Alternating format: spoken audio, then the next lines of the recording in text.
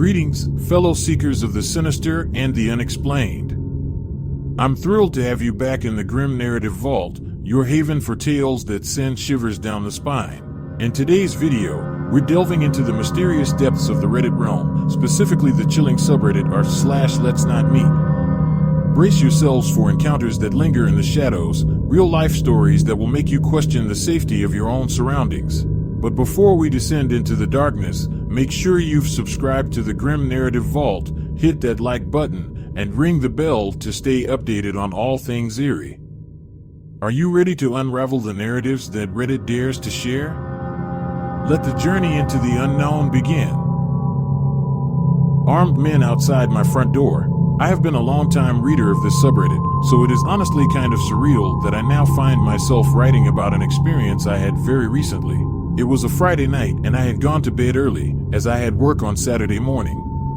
After reading in bed for a bit, I drifted off at around 10:30 p.m., only to wake up about an hour later to loud screams and people yelling profanities. I thought my girlfriend was watching a movie with the volume way up, and I went out into the lounge room to ask her to turn it down a little. Instead, the TV was off, and my girlfriend was staring at the front door, with her eyes wide. Our apartment is on the ground floor of the building, and so our front door opens directly out into the lobby of the building. The voices in question were coming directly from the lobby. I could not make out specifics. In my defense, I was half asleep and the language of the country I live in is not my first language, but there was a lot of swearing involved. My first thought was that it was some kind of domestic dispute, but after listening I realized it was a group of men that sounded extremely aggressive. I looked at the WhatsApp group chat for my apartment building, and to my horror saw a message from one of the people in it that there were armed men in the building, and that we should not leave our flats. The country I live in is experiencing a marked uptick in crime, and I had heard stories of armed groups of men robbing entire apartment blocks, but these had seemed fairly apocryphal to me. However, that was my first thought, that these men would kick down our door and rob us. One of my dogs started to growl at the commotion outside. I shushed him, and thankfully he obeyed. I heard a commotion in the apartment above me and went out to my patio to see what was happening. I heard what sounded like a large piece of furniture being knocked over and women and children screaming in terror. At this point, I had no idea what was going on, but I knew that by now they would have robbed us already, if that is what they had planned to do. My girlfriend and I decided to hide in a small shed at the end of our patio, monitoring the group chat on our phones. Our bigger dog silently stood watch outside the door of the shed, his eyes locked on the sliding door at the end of the patio. I would find my smaller dog later, cowering between the washing machine and the dryer. After 10 extremely tense minutes, I heard the screeching of tires signaling what I hoped was the perpetrators fleeing the scene. Eventually, someone in the group chat said the police had arrived, and breathing a huge sigh of relief, I came out of hiding and opened the front door. Alarmingly, on the floor of the lobby there were zip ties that had been cut, and the security guard was talking to one of the tenants. The man was bleeding from a large gash on his face and looked extremely shaken. Over the next few hours the story would unfold. The man I saw, with the gash on his face, was the tenant in the upstairs apartment, the one that I had heard the commotion coming from. He was the owner of an import-export business and for whatever reason had a sizable sum of money in cash hidden in his apartment. Someone had obviously found out about it and planned out the robbery that woke me from my sleep on Friday night.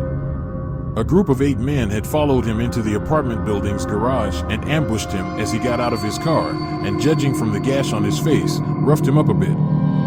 Some of the group of 8 had gone to the lobby, surprised the security guard, and zip-tied him. The remainder of the group had gone up to the apartment, robbed it, and then fled the scene. It is fairly chilling to think that armed men were mere meters from my front door. So, to the armed men that stormed my apartment building to steal my neighbor's cash, let's not meet. If you've just joined us, don't forget to subscribe and hit that notification bell to stay updated on all our future expeditions into the unknown. And to our seasoned grim narrators, thank you for continuing this ominous journey with us. Someone is watching me. Updates will be posted at the end. So, I have never posted on this sub, though I have other stories I've buried deep until recently, but this is happening in the present. I have had people stalk and follow me before, and because of that and my true crime addiction, I've become supremely paranoid and a solid curtain twitcher. I, 31F, reside in an upstairs room that was my first room to myself as a child. I had to leave a bad situation and therefore ended up back at my childhood home. For reference, when our house was built, we were told that the field to our left, with horses and a barn at the time, would one day soon be a development. It was 2000 when we were told that, and it wasn't until 2022 that roads started being formed and foundations laid. I'd already had someone follow me home before when I was young, posted about it but don't know how to link, but I was in a different bedroom next door. My parents put in a free library that's right below my window, and nighttime security lights that are very bright and turn on if you're within like 20 of the side of my house my room is on. I'll admit, having an open field next to me so long made me accustomed to not closing the curtains when I change, because there was never anyone to watch. Now there is. For the past 2 weeks, the burglar lights next to the free library have been going off late at night. Because my one side of the curtain is open so I can use my vape, that's the only reason I noticed at all. I didn't think too much at first. We lock all the doors and windows every night, and I'm on the second floor. I also always looked out to see if it was a car, someone walking their dog, or a deer, only to see nothing. To add, they put in a shit ton of streetlights around this area so visibility is great, but it just kept happening. So last night, I did my usual, and I saw the lights come on out of my peripherals. I acted natural, giving full view out the window. I was going to bed. It was about 3 a.m., turning the TV off, closing the window and curtains, turning the light out. Then I ducked down, peering through the curtains to the sidewalk below. I honestly thought I was going to pass out when after a few minutes, maybe 5, someone comes out from the side of my house. All silhouette, dressed in black. They kept their back to me until the light turned off, but I swear I could still see them standing there, looking up like they could see me. I called the police, but while I was on the phone with the operator I saw him run off. There wasn't much they could do, except say they'd have a car drive around and look. My parents are asleep and I know I have to tell them tomorrow. This scares the crap out of me. If it hadn't been happening for weeks and was a solo incident, I would probably be fine about it, but the fact that the light has been going off without me seeing activity, and what happened tonight, makes me think this person has been watching me, and watching my house. To the person outside my window, let's please never fucking meet. Small update, I did tell my parents and at first they burst me off, claiming I'd had a couple drinks and it was late, so I probably just saw someone checking out the library. I then had another conversation about it with just my dad, who said that there had been reports the last couple weeks of car break-ins, and since my car is parked on my side of the street right outside my window, maybe they were trying to break into it. I pointed out that if he was trying to get into my car, why was he pressed up against the house where he wasn't visible from my window? And why did he at no point go towards my car? I think I freaked him out enough that we are going to potentially get a camera for that area.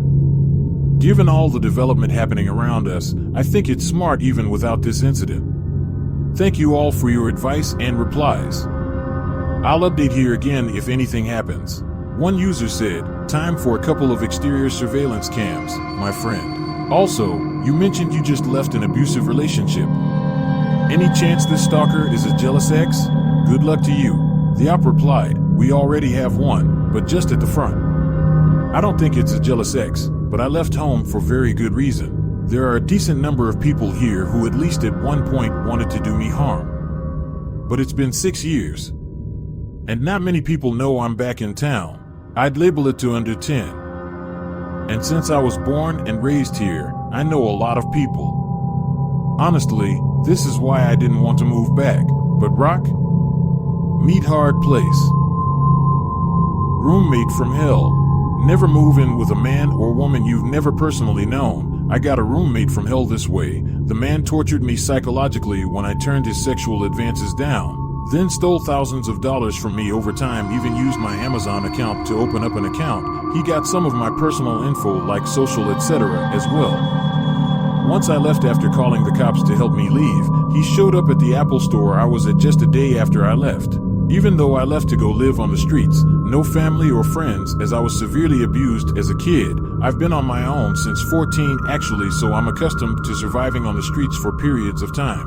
I was a million times happier than I ever was in his nice apartment surrounded by nice things and a fancy car. I felt so relieved even just living in a concrete garage. I was a million times happier sleeping on concrete with a pillow made of a towel and a tiny little blanket in the cold and heat than I ever was living there with him. He spent his time psychologically torturing me, and I don't regret leaving at all. He would bang on the wall across from mine every morning and late at night to startle me awake. He'd throw pebbles or tap on my window in the middle of the night to scare me and keep me on edge. He'd give me weird little candies and teddy bears as if we were dating. Even ordered stalkerish love items from my own Amazon account. Who TF spends this much on a Christmas ornament that says, "I'll always love and follow you," or something along those lines? Yikes, if I'd go to the restroom, he'd run and kick his foot at the door so loud and suddenly that it sounded like a door being kicked down. He'd steal my items if I left them alone for even a second, so I'd have no way to go out if I had plans. Then he'd put them back once I mentioned them, or when it was too late for me to leave for my plans. He kept me home this way. If I got any mail or a package, he'd interrogate me. "What did you order?" I need to know, like he owned me or something. Towards the end, I was leaning doors and furniture up against the door because he picked my bedroom lock before while I was gone, and when I'd wake up sometimes there was stuff missing or moved in odd ways, so I knew he was creeping around while I was asleep. He was an absolute freak. I wouldn't put anything past him since he showed me how psychotic he was.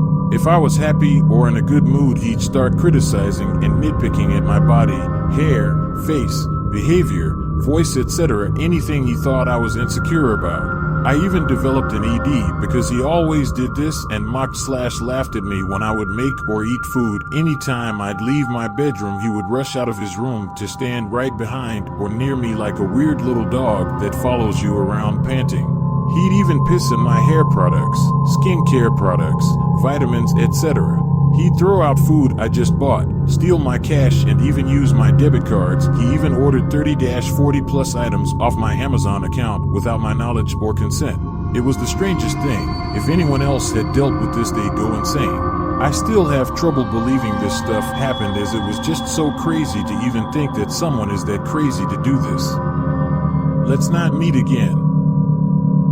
Chased through an orange grove. I grew up in a small Southern California town known for its orange groves from days gone by.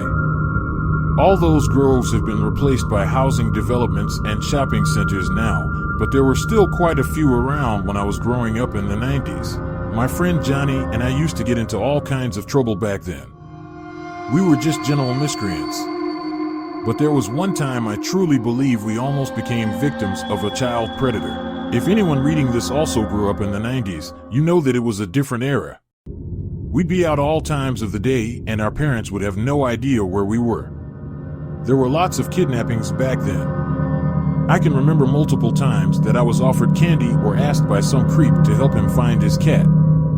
I always said I'd go check with my mom, and by the time she'd get outside ready to whoop some ass, he'd be gone. So anyway, Johnny and I were up to no good one day after school. We were traipsing around this orange grove that bordered his street. We started pulling these little metal dam things off the irrigation channels and tossing them wantonly. All of a sudden we heard a sharp whistle and both looked up to see this man about 25 feet away from us wagging his finger and going, But his reaction was not at all proportional to the property damage we were causing. He clearly didn't own or work in the grove, because instead of screaming at us to stop, he had a grin from ear to ear. I can still see his face in my mind all these years later, and it gives me chills. Johnny and I stood there for a second watching this guy, then we looked at each other and Johnny looked back toward the guy and shouted, "Run." I look over and the guy is in an all-out sprint toward us. Despite the physical exertion he was putting into his sprint, the grin was still there. Johnny and I ran harder and faster than we ever had before. We made it out of the grove and back to his house before noticing the guy wasn't behind us anymore. We quickly forgot about it because Johnny's family had just gotten a Nintendo 64 and we started playing Mario. I can't remember if it was the next day or week, but sometime after this happened, we were with his mom getting donuts and we saw a wanted poster with a sketch of a man that looked awfully similar to the guy who chased us. He was wanted for trying to kidnap a boy outside of a school. Johnny and I looked at each other and seemingly telepathically agreed to never say a word. I don't know why we never spoke up. Maybe because we were at that age where we'd be relentlessly bullied by homophobes because of the mere possibility that we could have been raped. But we never did speak of it again. As I'm typing this, I'm considering reaching out to him to see if he remembers and if it aligns with my memory of the incident. There were so many different things that happened in my childhood in the 90s that could have easily ended with me dead. Somehow I'm still here and I have my own family now. I trust no one because of incidents like that. I always have my head on a swivel. Dude who may have been a child rapist that chased me and Johnny in that orange grove that day, let's not meet. Chased by a naked man in the forest. Hey y'all, this took place the summer of 2022 and I just never thought of writing down this story because I was so stunned that it happened to me, haha. So every summer in my city, me and my friends like to make small campfires in chill, secluded areas because we don't want to drive an hour to an actual campsite and pay any campsite fee to do so. These also happen pretty spontaneously, so it's a nice last-minute hang to do. There's this one spot near my house that's located by a river that's really nice because no one usually goes there. The only thing to be worried about are bears though, because living in the Pacific Northwest is challenging like that, and my house specifically is located right next to mountains and forest. So one particular night at 11 p.m., I decide to go ahead of my friends and meet them at the spot and set things up early because I want us to be chilling once they all get there. The spot I get to has a 2-minute paved walkway I have to go through, and then I have to take a small trail ramping down the right side of the bridge that crosses over the river. Along this paved walkway is 2 lamps located at halfway and another at the start of the bridge / the ramp down to the campfire spot. I park my car at the beginning of the trail on the street and bring my campfire stuff like flashlight, lighter, small firewood, small shovel to dig out the pit, etc. I get to the spot and it's a small sandy beach kind of embankment on the side of the river with a small waiting area for toddlers with their families during the hot summers.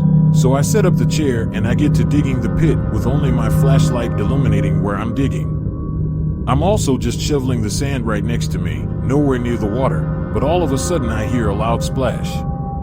A splash so loud that it can only come from something equally large like a 2-hand-sized rock. I'm confused because I swear I'm not throwing my sand into the water even though I'm only a few feet away. I shine my flashlight at the water and I don't see anything, so I kind of just brush it off, thinking I'm just hearing things. But as I keep shoveling a bit more, I hear another loud splash. At this point, I think something is falling from above because logically something must be falling into the water. I point the flashlight above where some trees are above the river and I don't see anything big enough to make the splash. So as I keep digging, with my heart rate kind of going at this point, I hear a rustling past the arch of where the bridge goes over the river. I quickly grab my light and shine it towards where I heard the rustling. I call out, "Hello?" No response. In my head, if it was a bear, I should be getting out of there immediately, but there was no bear, or signs of anything for that matter. So I tell myself I'm just hearing things now because I've seen horror movies before and now my mind is playing tricks on me. But I hear the noise again and it clearly sounds like leaves being rustled, so I shine my flashlight over to the area again, and as I focus my eyes towards the illuminated area, I see the naked back of a man hunched over. I was kind of frozen in anxiety and stress because honestly of all the things I was to see, I didn't think I'd see the naked back of a man. From the quick analysis my brain could muster up, he looked to be mid-40s, shaved not bald, and medium-ish build, like a mix between chubby and built. As I had my flashlight staying on his back, he started to stand up and the first thing I noticed was that he wasn't wearing any pants either. My next reflex was to start packing up all my crap and getting the hell out of there because now I'm piecing in my head that he must have been throwing things into the water to scare or shoo me away. So after using my reflexive deductive skills, I proceeded to speed walk out of there with all my stuff. I'm carrying all my things with me and briskly walk up the small ramp, and I'm on the paved path now out of the forest. I can feel my heart beating in my chest and I am frequently looking back to make sure I'm not being followed. I'm in Crocs, mind you, so I'm hoping that if I have to book it out of there, I'd regret not being in sport mode from the get-go. I make it to the halfway point and a sense of relief starts setting in knowing I made it safely out of this very scary situation. But as I check behind me for the final time, I see something. Slowly creeping over the ramp is the naked man crawling on all fours as if he was primate walking. His head was positioned towards me, looking at me as he made his way to the middle of the paved walkway. He slowly gets up from his stance and starts standing on his feet and positions his body to face me. After setting himself into his new position, the man starts running towards me. I freaking book it. I run as hard as I can down the path. My flashlight jumped out of my pocket and I lost it, but I didn't care because a whole naked-ass man was chasing me at 11 p.m. at night in a secluded forest. I looked back for a split second and the man was still running towards me, still completely naked. He could have my flashlight for all I care. I wanted to make it out of this situation alive. I finally make it out of the forest and I run to my car, which is only 30 feet away from the end of the forest. I desperately get to my car and, like a classic horror movie, I fumble with trying to get my key fob to unlock my car. I actually drop my keys and quickly think to myself, I'm actually dead, but I brush the thought off and pick them back up. I get my fob properly, unlock my doors, and throw my things into my back seat before getting into my car. This felt like an eternity, but in hindsight, most likely took 6 seconds altogether. As I try to guide my key into the ignition, I am fixated on the end of the paved path that I was just at a few seconds ago, waiting to see if the naked man was coming still. I feel my key go into the ignition, and I switch my sights onto the road in front of me, and I zoom out of the area as fast as possible. As I drive away, and I'm a good 30 seconds from the location of the horror that just took place, I get a call on my phone. It was my friends calling me asking if I made it to the spot yet, and all I say to them is, guys, do I have a crazy story to tell you? They pull up to my house because, again, it was actually decently close to the campfire area, and I tell them the whole story the way that I told it just now. They swear that it was none of them trying to prank me or anything like that, and I also knew none of them would try to full sprint at me with their dong out. But as we're just talking out in front of my house, there's a college student who looks like he's walking home that's going towards the direction of where I encountered the naked man. I just yelled out to him, yo, be careful, there's a naked guy that was chasing me by the bridge that crosses over the river. He responds saying, oh damn, really? I gotta go over that bridge to go home. All I tell him is good luck, man. The next day, I reported it to the police by phone, but they sent over an officer so I could tell them in person and show them where in the area I saw these things. When we went to see where I initially saw the man's back hunched over, they said they didn't see any trace of anyone being there previously, but the officer said they would make note of it anyways in case it happens again. Some friends say it's a skinwalker, others say more realistically it's either a homeless, mentally ill, or a drunk/high person. One theory I've heard my friends say is that it's a future version of me pulling a prank on past version of me, because honestly, when time travel is real, I would totally screw with my younger self like that. So that is the only crazy Let's Not Meet story I have, but damn, is it a story I will never forget, haha. Edit, I realize I said I had a chair with me, but now I remember I didn't have one with me this time. Usually I do have a camping chair, but since I was by myself, it was quite a lot to bring by myself. If you have your own bone-chilling encounter, share it in the comments below. Your stories are the lifeblood of this channel, and who knows, your narrative might become the star of our next video. Thank you for joining us on this eerie expedition into the world of /Let's Not Meet. Until next time, stay vigilant, grim narrators, and may the shadows protect you.